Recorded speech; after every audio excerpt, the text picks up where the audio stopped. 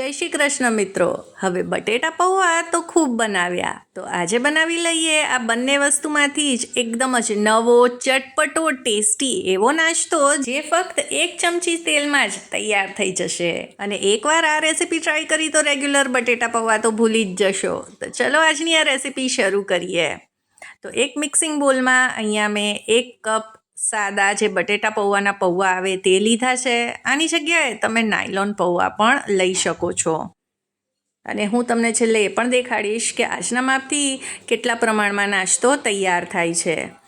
તો તમને ખબર જ છે કે પૌવા ચાળેલા હોવા છતાં પણ તેમાં ઘણા પ્રમાણમાં કચરો હોય જ છે।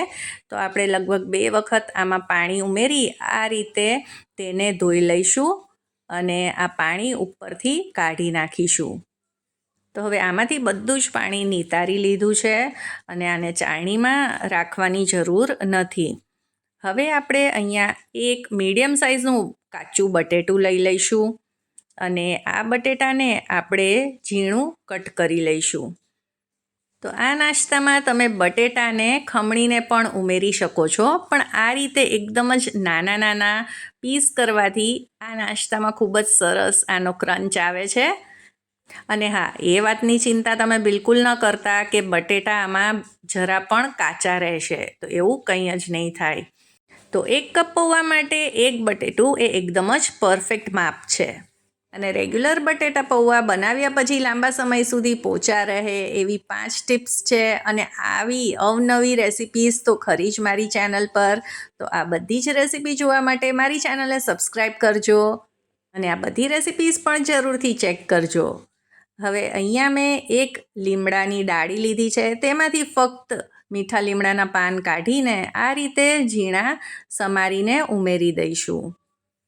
તો આવી રીતે ઝીણા સમારેલા હશે તો જ્યારે આ ખાવામાં આવશે તો આનો સ્વાદ ખૂબ સરસ આવશે। 2 લીલા મરચાંને ઝીણા સમારીને ઉમેરી દીધા છે અને આદુને પણ ખમણીને ઉમેર્યું છે। સાથે જ થોડાક લીલા ધાણા પણ ઉમેરી દઈશું। તો તમે જોયું ને કે આમાં બધી જ વસ્તુઓ જે ઉમેરી તે આપણે બટેટા પૌવામાં ઉમેરતા જ હોઈએ છીએ। અને અહીંયા મેં અડધી ચમચી કલોંજી ઉમેરી છે, જરૂરથી એડ કરજો। અને આજનો નાસ્તો એકદમ જ નરમ તૈયાર થાય તેના માટે ફક્ત 2 ચમચી દહીં ઉમેરીશું। તો જો તમારા ઘરમાં ખૂબ જ નાના બાળકો હોય અથવા તો કોઈ વડીલ હોય તો તેમના માટે પણ આ નાસ્તો એકદમ જ પરફેક્ટ છે, કેમ કે આ એકદમ જ સોફ્ટ તૈયાર થાય છે। હવે પહેલાં ચમચીથી આપણે બધી જ વસ્તુને આ રીતે મિક્સ કરી લઈશું। હવે આ નાસ્તામાં બાઇન્ડિંગ માટે 1/4 કપ સૂજી ઉમેરી દઈશું। આનાથી વધારે ઉમેરવાની જરૂર નથી।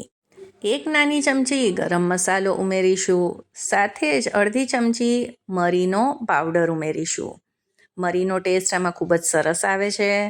આમાં સ્વાદ પ્રમાણે મીઠું ઉમેરી દઈએ અને હવે પા કપથી પણ થોડુંક ઓછું આમાં પાણી ઉમેરીશું અને હવે બધી વસ્તુઓને મિક્સ કરીએ।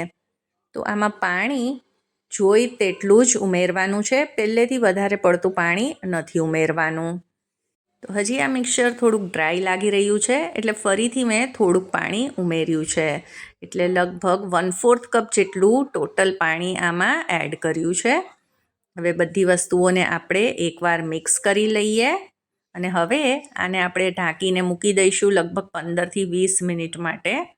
તો હવે આ મિક્સચરને 15 મિનિટ પછી ચેક કરીએ તો આ એકદમ જ સરસ સેટ થઈ ગયું છે। સૂજી ફૂલી ગઈ છે અને પૌવા પણ એકદમ જ સાથે મિક્સ થઈ ગયા છે। હવે ચમચાની જ મદદથી આ રીતે પાછળના ભાગથી આપણે આને પ્રેસ કરતા જઈ આ રીતે દબાવીશું, એટલે જો પૌવા આખા પાખા હશે તો એ પણ એકદમ જ સરસ રીતે આમાં મિક્સ થઈ જશે। હવે આમાંથી આપણે 1 ચમચા જેટલું મિશ્રણ હાથમાં લઈશું અને તેમાંથી એક બોલ બનાવી લઈશું અને આ રીતે તેને ટિક્કીનો શેપ આપી દઈશું। એક તો આ રીત છે આજનો નાસ્તો તૈયાર કરવાની અને પછી હાથેથી થપથપાવી આને તમે એકદમ જ પાતળું કરી શકો છો। અને બીજી રીત એ છે કે નોનસ્ટિક પેનમાં આપણે 1 ચમચી જેટલું તેલ પાથરી દઈશું અને 1 ચમચો મિશ્રણ આની ઉપર આપણે આ રીતે રાખીશું અને ચમચાની પાછળની સાઈડથી આપણે તેને દબાવતા જઈ પ્રેસ કરી અને ગોળ શેપ આપતા જઈશું। તો અત્યારે ભલે આપણને આ થોડુંક છૂટું છૂટું લાગે છે, પણ જેમ આ કૂક થઈ જશે તેમ આ એકદમ જ સરસ શેપ લઈ લેશે.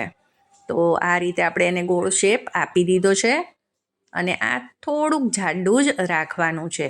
હવે આને લગભગ 1.5 થી 2 મિનિટ માટે ઢાંકીને કૂક કરીશું અને પછી આને ફેરવીને બીજી બાજુથી પણ કૂક કરી લઈશું. તો સૌથી પહેલાં આપણે જ્યારે બંને બાજુથી આને શેકીએ ત્યારે ફ્લેમને મીડિયમ ટુ લો જ રાખવાની છે, એટલે એ અંદર સુધી સરસ રીતે શેકાઈ જાય અને જરા પણ કાચું ન રહે. અને પછી જ્યારે આ સરસ રીતે કૂક થઈ જાય ત્યારે આ રીતે હલકો સોનેરી કલર આવે ત્યાં સુધી આપણે બંને બાજુથી ઢાંક્યા વગર જ શેકી લઈશું. તો હવે આ જ રીતે એકવારમાં તવા પર સમાય તે રીતે આપણે આ નાસ્તો ઉમેરતા જઈ અને તેને બનાવી લઈશું. તો મેં જે માપ લીધેલું તેમાંથી લગભગ 6 થી 7 જેટલા આ સાઇઝનો આ નાસ્તો તૈયાર થયો છે. એકવાર જરૂરથી ટ્રાય કરજો, ખૂબ જ ટેસ્ટી બને છે, નાના મોટા સૌને ભાવશે. આશા કરું છું આજની આ રેસીપી પસંદ આવી હશે અને જો પસંદ આવી હોય તો તેને લાઈક અને શેર કરજો અને ચાર્મિસ ગુજરાતી રસોઈને સબસ્ક્રાઈબ કરી દેજો. સૌને જય શ્રી કૃષ્ણ.